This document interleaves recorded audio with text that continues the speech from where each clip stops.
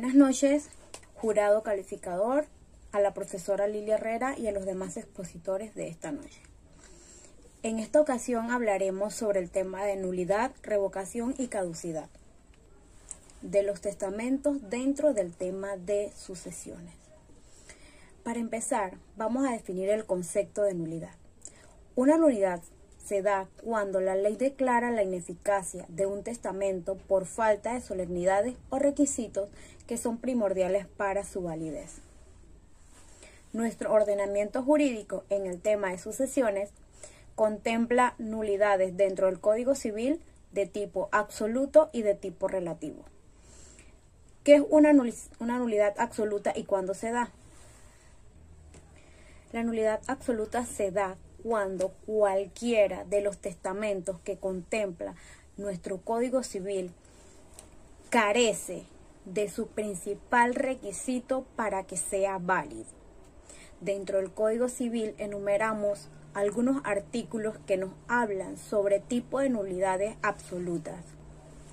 El artículo 701 y 702 nos habla del tipo de nulidad absoluta que se da cuando un testamento es presentado por dos o más personas, ya que nuestra legislación contempla nulo el testamento mancomunado, ya que el mismo es un acto personalísimo.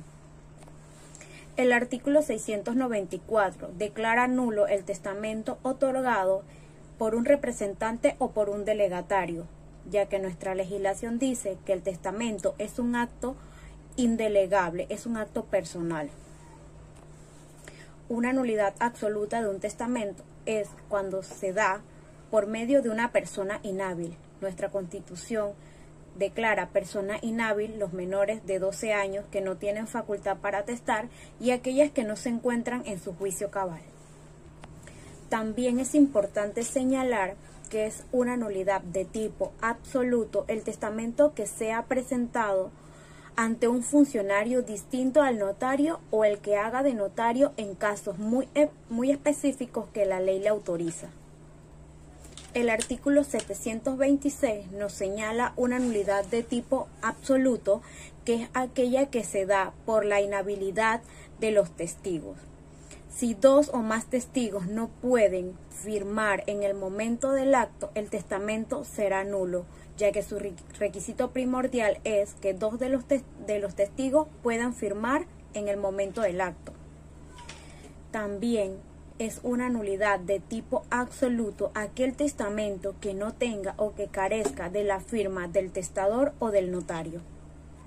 Una nulidad absoluta que se produce dentro del testamento hológrafo es aquella que se da cuando el testamento no está redactado en puño y letra del testador y firmada por él mismo. Este es su requisito primordial. De igual manera, el artículo 720 nos señala que el testamento hológrafo será nulo absolutamente si no es presentado ante un juez competente o el juez de circuito del último domicilio del testador dentro de los 5 años contado desde el día en que fallece el testador. Ahora hablaremos de las nulidades relativas. Las nulidades relativas son aquellas que contemplan, por ejemplo, el vicio del consentimiento, el dolo, la intimidación o algún error de redacción dentro del mismo. También hay que señalar que la nulidad relativa anula la parte del testamento que no cumple con los requisitos. El artículo 637 nos señala una nulidad relativa que se da cuando el testamento es otorgado a favor de un sacerdote dentro de la última enfermedad del testador que le causa la muerte. Este testamento será nulo relativamente si dentro de él está nombrado el sacerdote que le dio la última unción en su lecho de muerte o alguno de los familiares del sacerdote o de la institución que él representa. De igual manera, haciendo referencia a este tema, el artículo 1717 dice que será nulo relativamente el testamento otorgado a favor del notario donde se hizo la inscripción del testamento. También nos dice el artículo 705 que es de tipo de nulidad relativa, el testamento otorgado bajo dolo, intimidación o algún tipo de violencia. Esto tiene que ser probado. Pues bien, teniendo claras las diferencias entre una nulidad absoluta y una nulidad relativa, pasaremos al tema de la revocación testamentaria. Una declaración de voluntades emitida en sentido contrario a la ley o a la norma que regula el mismo puede provocar una revocación. El artículo 771 del Código Civil nos dice que todas las disposiciones testamentarias son revocadas, aunque no sean expresadas como última voluntad del testador.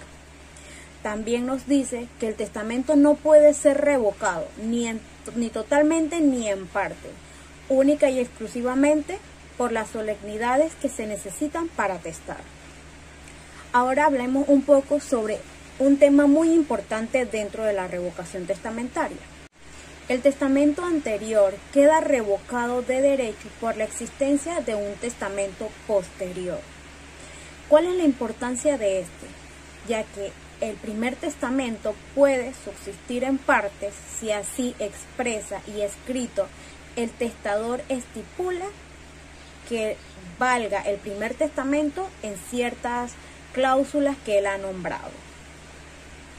También el primer testamento recobra su eficacia y su validez de derecho si el testador revoca el testamento posterior y expresa que es su voluntad de que el primero sea el válido y recobre su eficacia.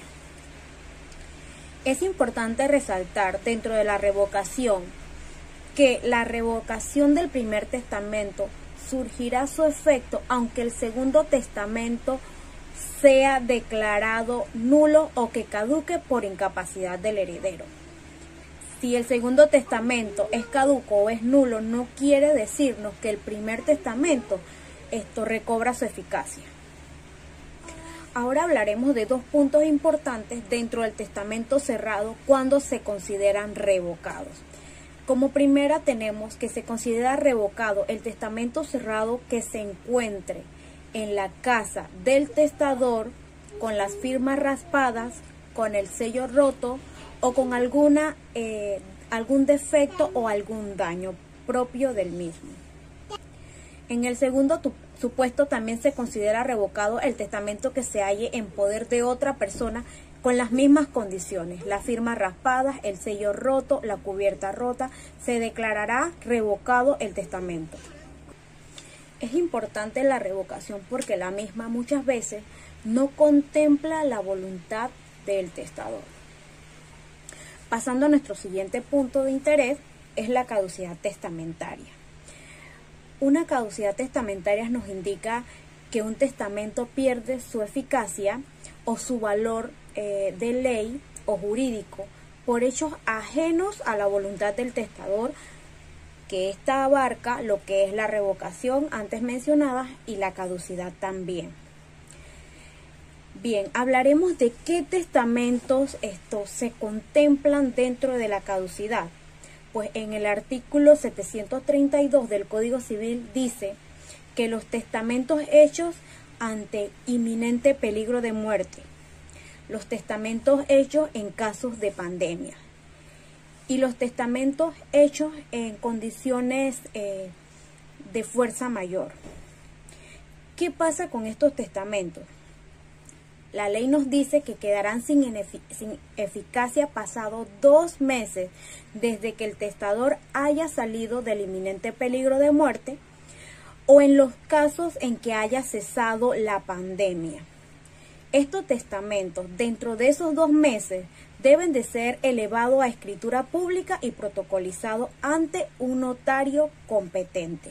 Porque en los casos antes mencionados, como el testamento hecho en inminente peligro de muerte, en los casos de pandemia o de fuerza mayor, muchos casos no tienen esta figura del notario. Entonces, ¿qué pasa? La ley autoriza a ciertas personas de que pueden tomar la declaración testamentaria, pero con la condición que para su validez absoluta tienen que protocolizarlo ante el notario con el tiempo que estipula el código.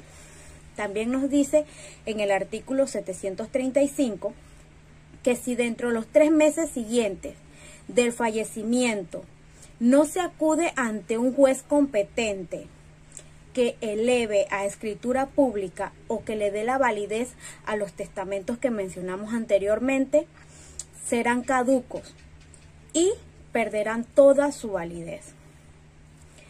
Este ha sido el tema de nulidad, revocación y caducidad testamentaria. Espero que sea de su completo agrado y que hayamos aprendido juntos algo nuevo sobre el tema de sucesiones.